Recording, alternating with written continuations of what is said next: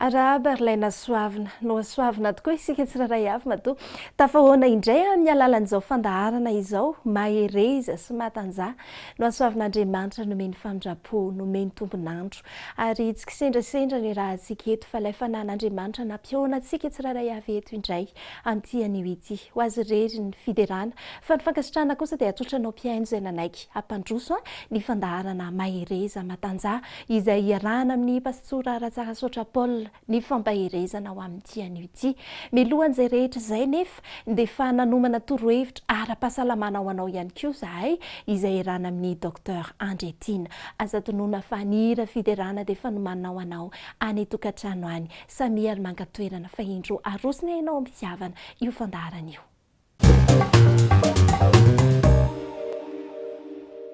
Dia manatratrany ny arapo antsika rehetra mpanaraka amin'ny fandaharana mamy miaina. Amaraparana ny ty resaka vavony ty tsika tanatin'ny fotoana naharitra tsika dia niresaka n'izany foana. Fa anisany anankiray izay mety hakarary ny vavony, tsy hoe mety moa zany tena makarary azy mihitsy dia izao ny tsy fahampiana torimaso. Ny torimaso ny olon-dehibe iray dia mila eo amin'ny adiny 7 na adiny 8 eo isaky ny alina. Ka rehefa tsy ampy izay dia mety hitarika areti-bavony izany. Fa ahoana moa no mety mahatonga an'izany rehetra izany? Satria ny tsy fahampiana torimaso indrindra raha miaro tory ianao amin'ny alina dia mampiakatra ny tahany asidra any amin'ny vavony izany. Ka rehefa betsaka ny asidra amin'ny vavony mihoatra amin'izay tokony ho izy dia mikika ny rindrin'ny vavony izy iny dia makarary azy ary dia mitarika an'izay areti-bavony izay. Ka dia tsara zany raha toa ka atao ampy tsara ny torimaso. Ary ny farany dia izao tandremana ny fampiasana ireo fanafody izay manimba ny vavony mba tsy hampiasa azy ireny amin'ny tsy anantony. Indrindra ireo fanafody antsoina hoe anti-inflammatoire non stéroïdien tahaka ny hoe ny diclofenac, ny ibuprofène, ny profenide, ny aspirine. Ireny dia manimba vavony, makarary azy. Ampiasaina izy ireny raha mpitsabo ny manome azy satria izy mahafantatra hoe firy ny dozy ampiasaina ary ny faritan'ny fotoana ampiasana azy. Raha ny tinambara zany dia izao azo manao dokotera tena fa aleo mpitsabo no manome azy ka izy mahafantatra hoe ty olona ity afaka mihinana tsy afaka mihinana, ty olona ity dia izao ny faritany ampiasana azy ary izao ny mety aminy kokoa. Fa raha ireny dia lasa fahazaran'ny olona mividy any amin'ny mpivarotra iny dia misy mivarotra an'ireny fanafody ireny na ny amin'ny épicerie kely ireny dia ameo an'izao tapany manga tapany mena zany moa firazan'ny olona azy. Kanefa ireny rehefa mitohy maharitra dia tsy maintsy hanimba ny vavony ary aparary azy ka dia tsy tsara zany mampiasa azy ireny. Izay indray ilay zatotra androany amin'ny manaraka indray.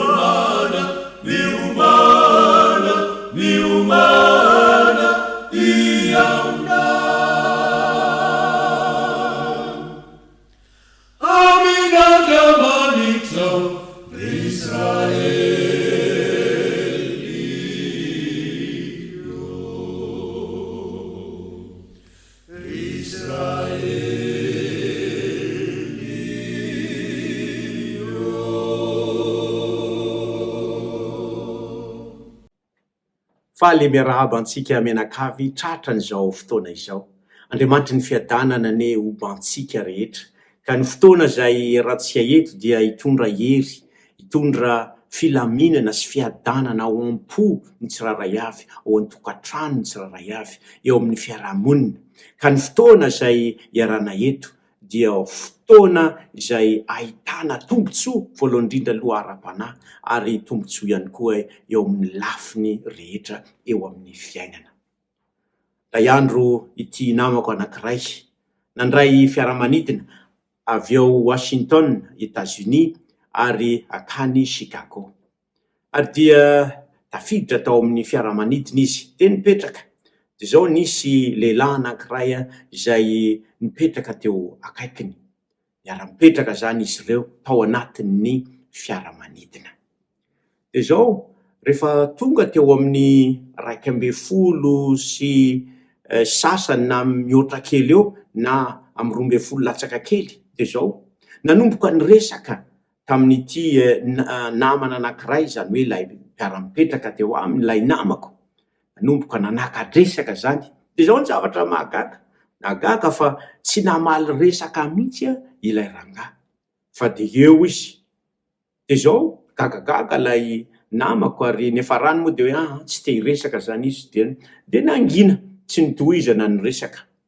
De zao rehefa afaka ny amin'ny hoe amin'ny 12 ora antoandro. De zao ilay rangahy ndray, ilay lehilahy ndray no nanaka-dresaka. Ary lasa niresaka be. De hozy izy lay namako manao hoe ary magagagaga fa teo nanaka-dresaka, niresaka taminao de tsy namaly mihitsy ianao fa ahoana? Hozy izy lay lehilahy, mialatsiny fa tsy afaka niresaka taminao teo satria nivavaka iny. Ay, mivavaka ianao, mivavaka zany ianao. Zao manko hozy izy eo amin'ny fivavahanay, amin'ny fotoam-pivavahana zay ataonay, mitokam-pivavahana. De zao isaky ny amin'ny 12 ora antoandro. De zao miara-mivavaka daholy zay rehetrarehetra. Ny mpino rehetrarehetra dia miara-mivavaka. Atsahatra daholy ny zavatra rehetrarehetra fa dia miara-mivavaka. Hay, tena mahaliana zany fivavahanareo zany. Fa mba lazao misimisy kokoa ahoana amin'ny fivavahana io. Zao hozy izy mivavaka tamin'ny Satana teo. Zao manko satanista, ny tomponay dia Satana. Ka izay dia manana antom-bavaka. Ary misy antom-bavaka lehibe zay tononinay isan'andro amin'ny 12 ora antoandro tsy diso. Dia samy mivavaka daholy ny mpino rehetrarehetra, ny mpivavaka amin'ny Satana, zany hoe amin'izao fotoana zao. Zany ny programanay. Ka ny antom-bavaka zay entinay eo anatrehan'ilay tomponay dia ny devoly zany na i Satana moa ny lazany azy. De zao mivavaka izahay ho amin'ny fianakaviana. Mivavaka izahay ho an'ny fianakaviana kristianina. Ka ny fivavahana zay ataonay de zao mivavaka izahay mba hikorontana ny tokantrano kristianina. Mivavaka izahay mba hiady ny mpivady kristianina. Mivavaka izahay mba hikomy ary tsy mpakato reo ankizy kristianina. Mivavaka izahay mba anakorotanana ny fianakaviana kristianina. Ary zao hozy izy ho an'ny Chicago io araky ny hitanao dia misy fivoriana manko ao Chicago ao, fivorim-benay. De amin'ny fivoriana io de mbola tohizana zany fivavahana izany. Ka ivavaka izahay ataonay antom-bavaka ny rehetra mihitsy no miara-mitolona mivavaka. Mivavaka amin'ny Satana mba anapotena ny tokantrano kristianina. araky ny feveratsika azy fatatsika ihany angamba ny zavatra tao an-tsain'le namako mipetraka teo akaikiny ary ilay namako kristianina ary mpitandrina ihany koa mpitandrina pasteur tahaka ny tenanay. Hay ve zany io olona eo akaiky io mivavaka mba hikorotana ny tokantranoko, hivavaka mba tsy hilamina ny fianakaviana. Kanefa moa atoky an'Andriamanitra izy dia tsy natahotra fa manana zany fatokiana izany. Inona moa ny tinambara am'izany ry hava-malala? Inona ny tinambara? Ao amin'ny Apokalipsy toko fa 12, ny 12, de zao no fanambarana. Apokalipsy toko fa 12, ny 12. Ary noho izany mifaliry lanitra sy anareo zay monina ao aminy, loza ho an'ny tany sy ny ranomasina, fanidina aminareo ny devoly sady manana fahatezerana lehibe, satria fantany fa kely sisa ny androny. Eto zany dia ahitana fa ny devoly dia manana fahatezerana lehibe. Ary ny antony, araky ny voalaza eto, dia fantany fa kely sisa ny androny. Fantany fa miaina amin'ny andro farantsika izao, fantany fa kely sisa ny andro izay azony esana, azony amintana, azony anapotena, izany rehetrarehetra izany de zao tezitra izy ary ampitombony ny ezaka rehetra zay ataony anapotena. Ka ny devoly zany Satana, arak' zany tantara izany, de zavatra niainany ty namako ty tao anatin'izany fiaramanidina zany, ny devoly zany Satana de malala ny mazava-dehibe ny fianakaviana, ny mazava-dehibe ny tokantrano.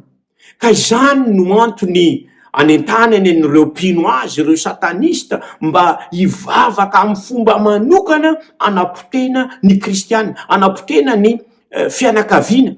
Satria fantany fa raha potika na mikorotana izany fianakaviana izany de misy akony lehibe eo amin'ny isam-batan'olona. Zao manko ny fianakaviana dia manana akony lehibe eo amin'ny fiainany tsiraray avy. Isika izao de samy ao anatin'ny fianakaviana daholo, manana ny fianakaviany, na ireo zay mbola tsy manambady aza dia ao anatin'ny fianakaviana. Tsy misy olona hoe de tsy manana fianakaviana na hoe tsy ao amin'ny fianakaviana. Marina fa misy ireo zay fianakaviana efa miparitaka, fa de zao misy ray aman-dreny tsiraray avy ary manana havana ny tsiraray avy, fa mety tsy miray angamba, fa ny fianakaviana dia manana akony lehibe eo amin'ny fiainatsika. Manana akony zany eo amin'ny fiainan'ny isam-batan'olona. Manana akony zany eo amin'ny mazava ho azy eo amin'ny fiainan'ny mpianakavy.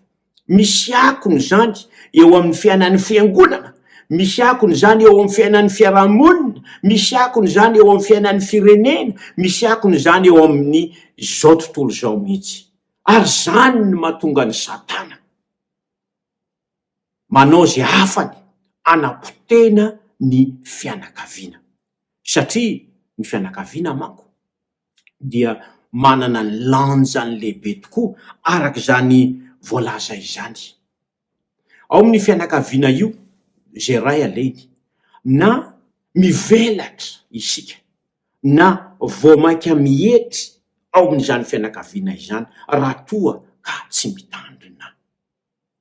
Misy olona zay tena simba noho ny zava-misy eo amin'ny fianakaviana. Misy raim-pianakaviana zay mijaly noho ny zava-misy ao amin'ny fianakaviana. Misy renim-pianakaviana zay mijaly noho ny zava-misy ao amin'ny fianakaviana. Ary misy ankizy zay mijaly noho ny toe-javatra zay iainana ao amin'ny fianakaviana ao. Zany hoe ny fianakaviana zany na ny ankonana de zao mety fitaovana lehibe anapotena ny fiainana ny isam-batan'olona na ny fianakaviana izany, raha toa ka tsy mitandrina isika. Ary zany no mahatonga ny devoly izay miasa mafy anakorotanana an'izany fianakaviana izany. Zao anefa raha ohatra ka entina araky ny tokony izy araky izay efa nandaminan'Andriamanitra azy izany fianakaviana izany dia lasa fitahiana lehibe, lasa fomba anankiray izay androsony ny sambatan'olona, ivelarany fianakaviana, ivelarany fiarahamonina, ivelarany firenena. Izany fianakaviana izany manana lanjany lehibe izany. Ary na nataon'ny malagasy azane dia milaza manao hoe ny hazo no vaniko lakana ka ny tany satria ny tany naniriny ny tsara. Ny hazo ny vaniko lakana satria ny tany naniriny ny tsara. Dikan'izany zany de zao mitombo ny hazo ary azo anaovana lakana mihitsy azy satria ny tany izay naniriny zany hazo izany ny tsara. Ka izao ny fianakaviana tsiraray avy de tokony ho tany tsara. Ka izao vaniko lakana avokoa ny tsiraray avy ao amin'izany fianakaviana izany, mitombo mivelatra. Ka ny fianakaviana zany dia fomba anankiray eo am-pelatanan'Andriamanitra. Atonga antsika tsiraray avy ho vaniko lakana, atonga antsika tsiraray avy hivelatra, hitombo, ary zany ny fanirian'Andriamanitra ho antsika tsiraray avy. Zava-dehibe zany ny andraikitra sahan'ny fianakaviana. Nandritra an'izay fotoana lavalava izay dia nandinika isika ny amin'ny atao hoe tsy ambaratelo, ny amin'ny hoe inona ny tokony atao mba tonga ny fianakaviana ilamina tsara, hitombo tsara.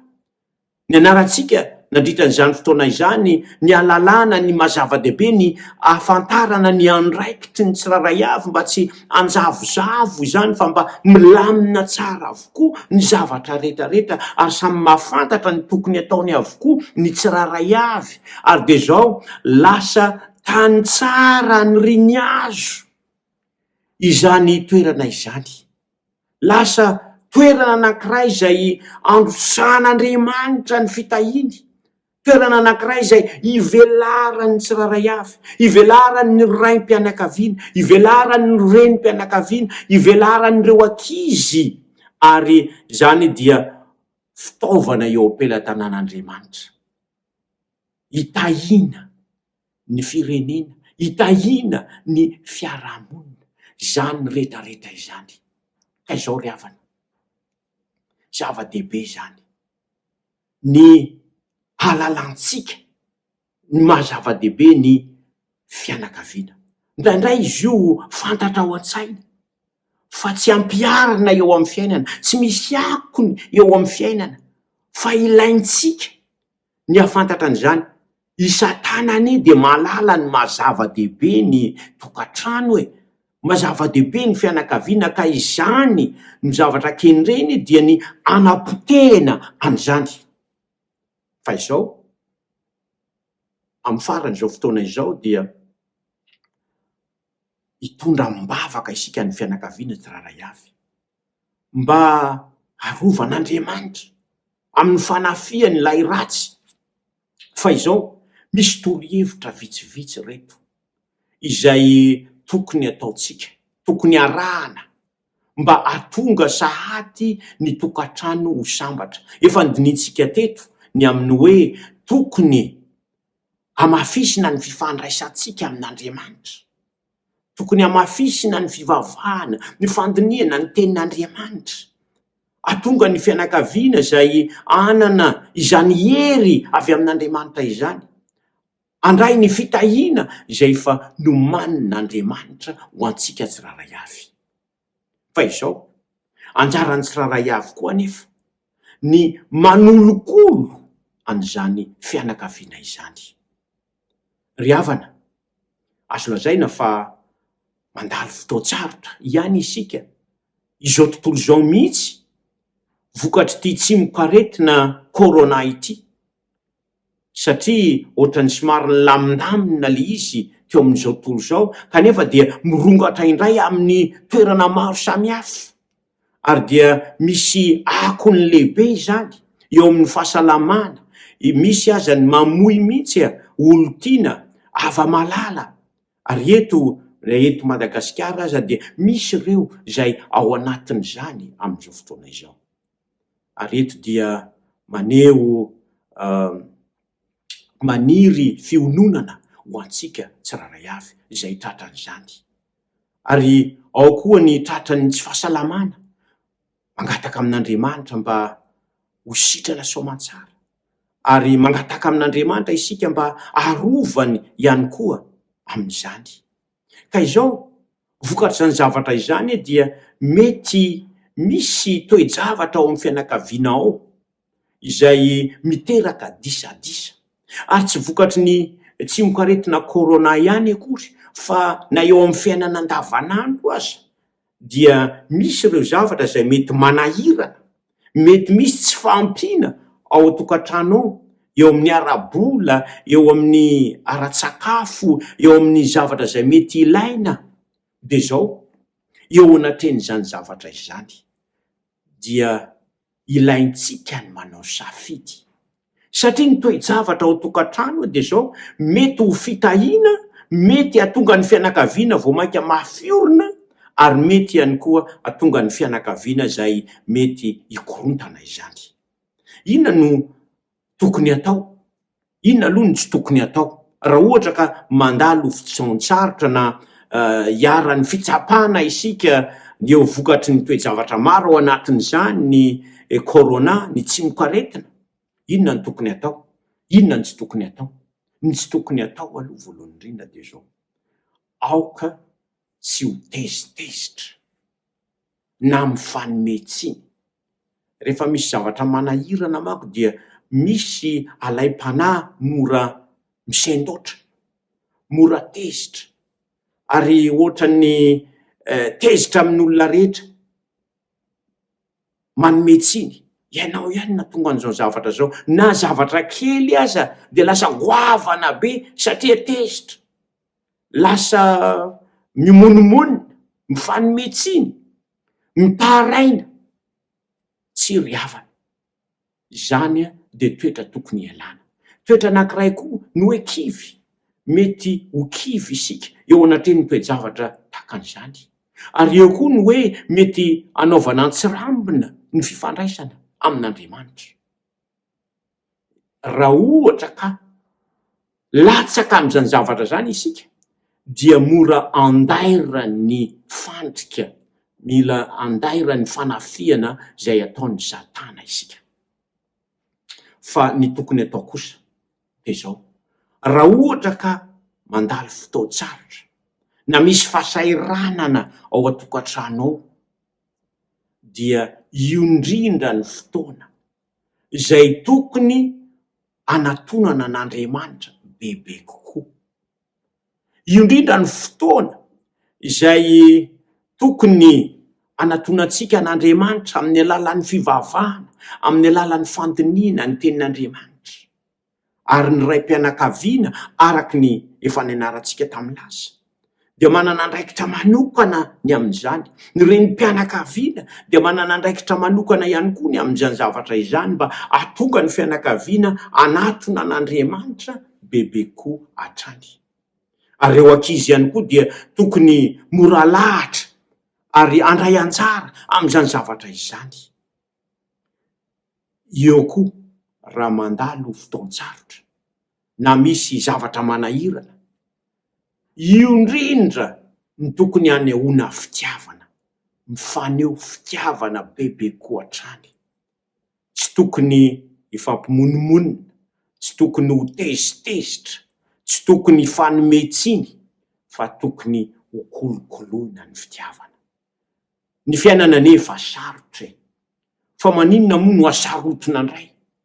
Tsy tokony hamoraina ve zany ao an-tokantrano ao? Amin'ny alalan'ny fankatiavana, amin'ny alalan'ny fandeferana, amin'ny alalan'ny fanampiana. Zao ry havana ny fotoana izay anolokolona ny fahaizana amin'ny fanampy, voalohany indrindra ao an-tokantrano ao. Mifanampy ny mpivady, fanampy ireo ankizy, ny ankizy manampy ny ray aman-dreny, ary ny mambro ny fianakaviana dia mifanampy. Zao ny fotoana tokony anaovana fampiarana n'izany zavatra izany, mifandefitra. Raha misy zavatra tsy nety zay natao dia mifamela ary amboarina aingana zany zavatra izany ka mba hirindra ny eo an-tokantrano. Fa ialana ny fanomezan-tsiny, ialana ny famelovelezana, ialana daholo zany rehetrarehetra izany. Koa izao toe-javatra izao izay miatra eo amin'ny firenena, miatra amin'izao tontolo izao, de tokony fotoana atonga ny fianakaviana tsirairay avy vao mainka mirahina sy mifankatia, vao mainka manatona an'Andriamanitra. Zany no tokony izy ry havana. Koa izao andeha ampiaritsika izany eo amin'ny fiainantsika ao an-tokantrano ao, ka ny raim-pianakaviana dia isahana izany andraikitra izany. Ny renim-pianakaviana ihany koa dia miara-miasa mba hatonga an'izany filaminana izany ao an-tokantrano, firindrana ao an-tokantrano, andraikitra lehibe izany. Ary ireo ankizy dia tokony ihany koa andray anjara amin'ny fanatanterahana an'izany. Koa izao ry havana, terem-pendohana natomboka tamin'ny lay tantara nyity lehilahy zay mivavaka amin'ny Satana mba hanampitena ny fianakaviana. Izao tsy tokony hatahotra isika. Raha toa ka miaraka amin'Andriamanitra, tsy misy atahorana. Zany fivavahana izany de tsy hisy valiny. Satria nahoana? Ao amin'ny lioka toko 10 ary ny 15 ka hatramin'ny 17 no ahitantsika an'izao teny izao. Zao ny voalaza. Ary ny fitopolo lahy niverina tamin'ny fifaliana ka nanao hoe, Tompo, na dia ny demonia aza dia manaiky anay noho ny anaranao. Fa hoy Jesosy taminy, izaho nahita ny Satana latsaka avy tany an-danitra tahaka ny varatra. Indro efa nomeko fahefana anitsaka menarana sy mainoka sy andresy ny hery rehetra anana ny fahavalo ianareo, ka tsy hisy ampaninina anareo akory. Ry havana, Jesosy de efa nandresy ny fahavalo. Ny devoly dia efa fahavalo resy. Ka izao, raha miaraka amin'Andriamanitra isika, de tsy misy tokony atahorana na kely aza. Ka izany fivavahana izay natao zany, fivavahana natao hanampitena ny tokantranontsika, de tsy hisy valiny na oviana akory. Fa izao, anjaratsika ny manatona an'Andriamanitra. Anjaratsika ny mba manao koa zay vitatsika mba ampilamina sy ampirindra zany tokantrano izany. Koa andeha ary isika hitondra izany amin'ny mpivavahana, hivavaka ao amin'ny tokantrano rehetra isika izao. Vavaka isika, ray malala tsara indrindra zay any an-danitro. Misaotra anao zahay noho ny nanomezanao ny fianakaviana. Fantatray fa ny devoly dia tsy faly ary miezaka hanapotika an'izany tokantrano izany. Fa ankehitriny kosa izahay de mangataka anao mba arovanao ny tokantrano tsirairay avy. Tonga ny tokantrano anjakan'ny fiadanana, anjakan'ny fitiavana anao, anjakan'ny fankatiavana. Merova ny tsirairay avy. Tompo, ireo zay manamanjo, ianao tompo malalo no ampionina. Ireo zay ao anatin'ny tsy fahasalamana sy trano, Andriamanitra. Ary ireo zay mbola ao anatin'ny fahasalamana, tompo malalo, arovy amin'ny aretina. Ary ampiony fianakaviana tsirairay avy, mba hanana fiadanana sy fahasalamana sy fankatiavana amin'ny anaran'i Jesosy.